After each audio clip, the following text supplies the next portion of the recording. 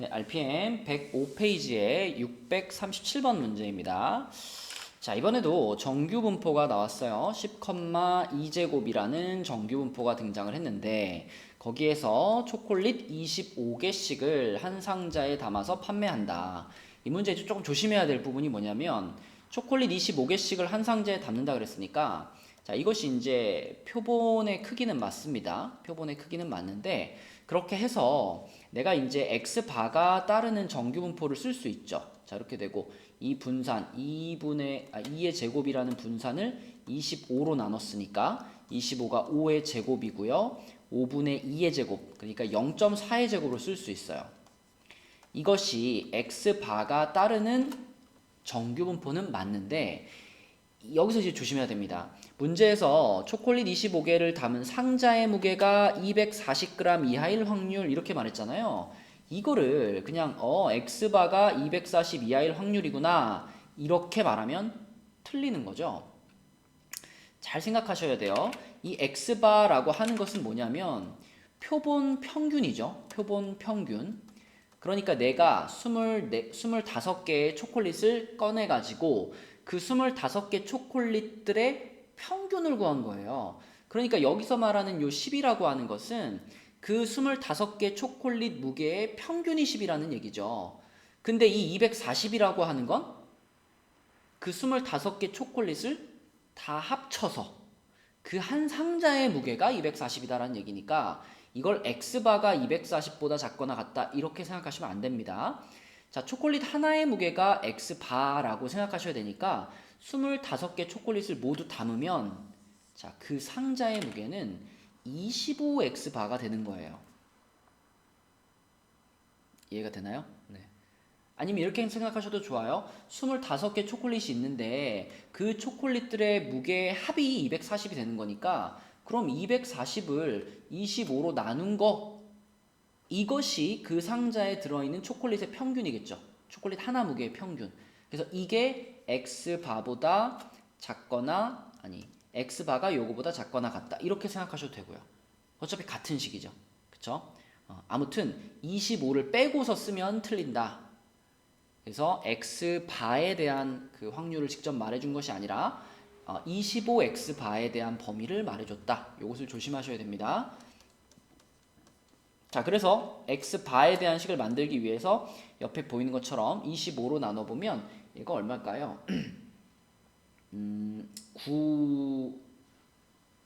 요게 약분시키면 5분의 5로 약분시켰으니까 48이죠? 네, 그럼 9.6이 되겠네요. 9.6. 그래서 x바가 9.6보다 작거나 같을 확률이고요. 당연히 표준화를 시켜줘야 되니까 자, z로 만들어주고 9.6을 이제 요 표준 그 정규 분포를 이용해서 표준화시키면 마이너스 1이 되겠습니다. 그러면 마이너스 1보다 작을 확률이니까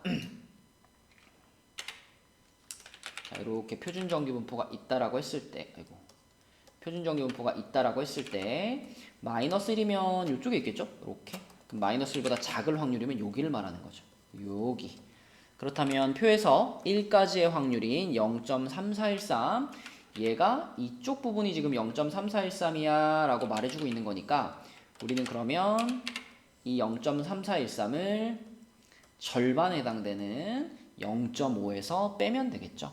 그래서 0.5에서 얘를 빼니까 1587 네, 이렇게 답을 찾을 수가 있겠습니다.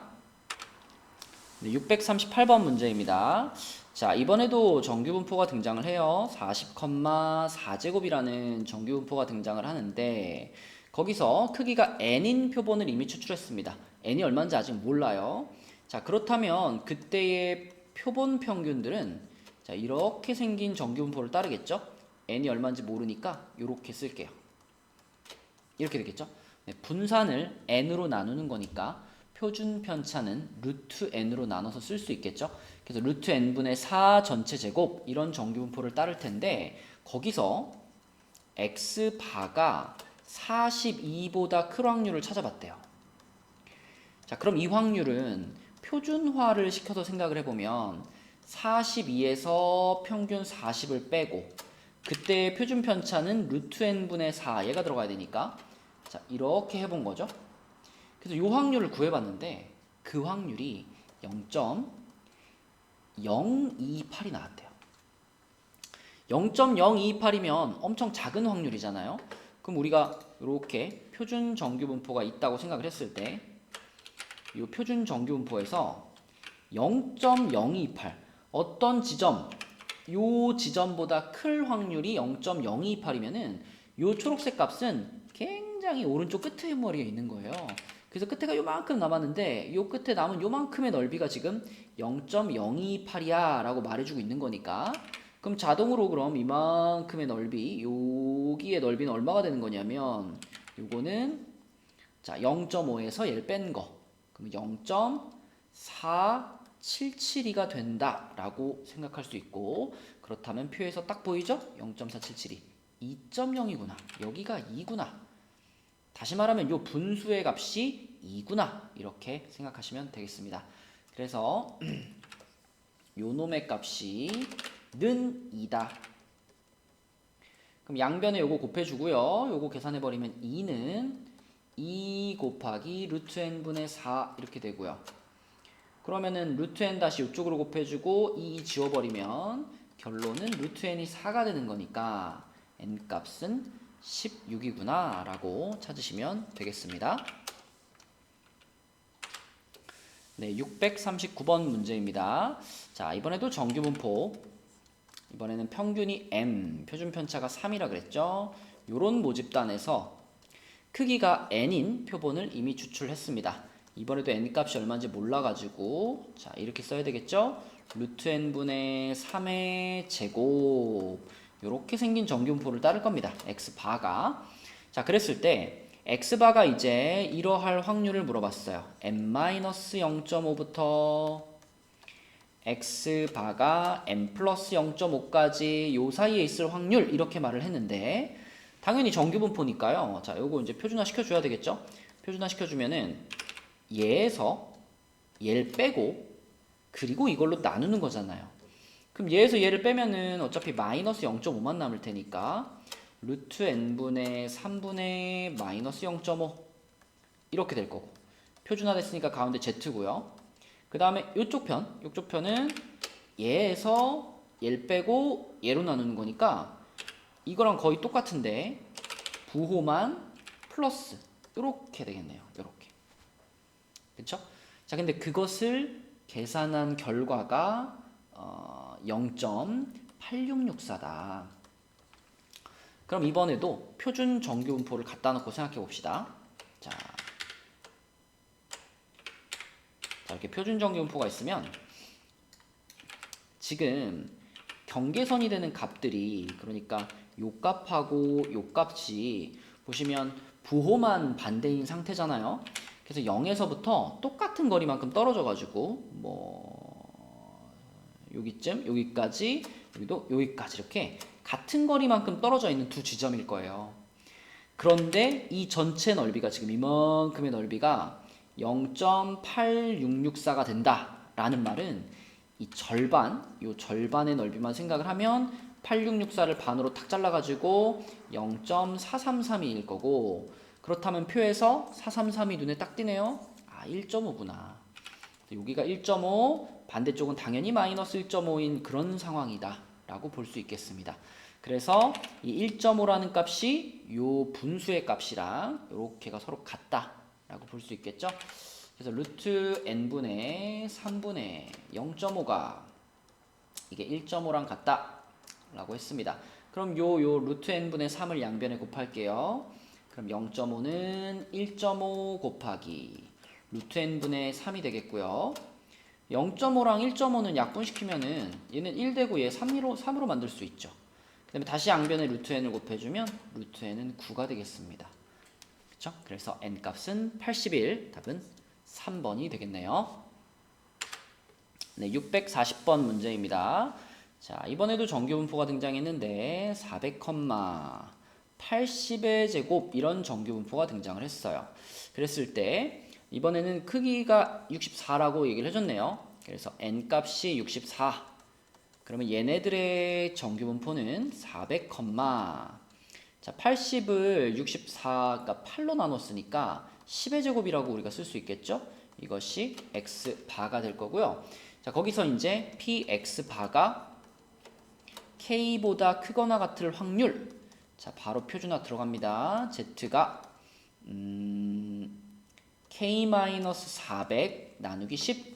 자, 요것보다 크거나 같을 확률, 이것을 말을 했는데 그 확률이 지금 얼마라 그랬냐면 0.3085라고 했어요. 3085. 자, 그러면 또 표준정규분포 그래프를 그려놓고 생각하겠습니다. 여기 이렇게 표준정규분포가 있는데, 자, 어떤 특정한 지점, 얘가 얼마인지 모르겠지만 얘에서 잘랐어요. 얘에서 잘랐는데 그거보다 크거나 같을 확률이 0.308호. 0.308호면은 0.5보다 좀 적죠. 그래서 한 여기쯤, 여기쯤에서 이렇게 자르면은, 자, 이쪽의 넓이, 이쪽 부분의 넓이가 지금, 이쪽 부분의 넓이가 여기가 0.308호다. 이 정도쯤으로 예측해 볼 수 있는데, 그럼 여기가 0.308호가 된다면 여기는 얼마일까요? 여기.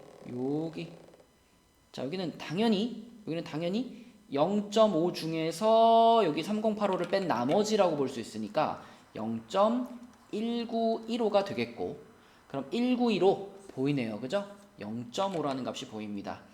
그래서 아하, 이 분수의 값이 0.5가 되면 되겠다.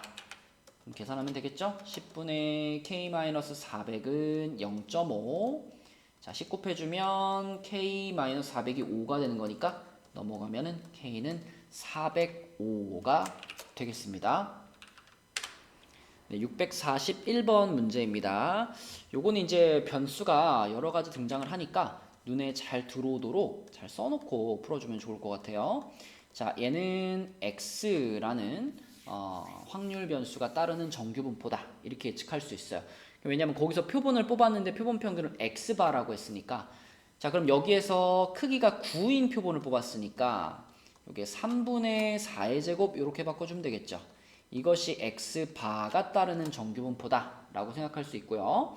자, 그 다음에 또 정규분포가 하나 더 나옵니다. 3,2제곱이라는 정규분포가 나오는데 이것을 따르는 확률 변수를 y라고 할게요.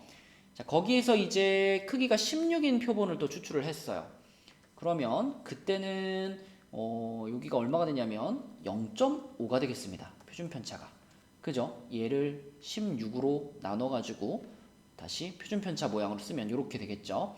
그럼 이것은 y 바에 대한 정규분포가 될 텐데, 문제에서 p x 바가 1보다 크거나 같을 확률이 등장을 해요.